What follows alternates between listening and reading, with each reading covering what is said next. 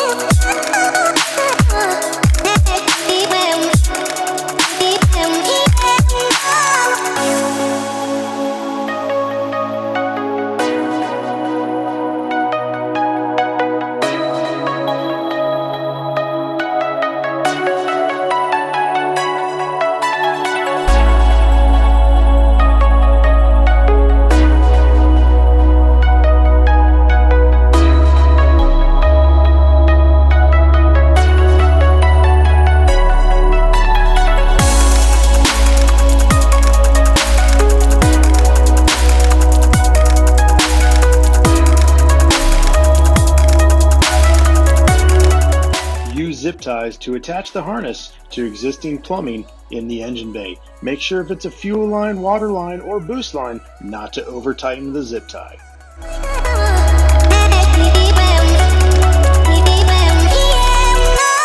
Now you can take the provided mounting clips and mount them to the back of the VR Tune tuning box. With zip ties, mount the tuning box to a secure location. Make sure not to over tighten the zip ties to the tuning box harness, and do not route the cable in areas that can become overly hot during operation, such as the exhaust system or turbocharger.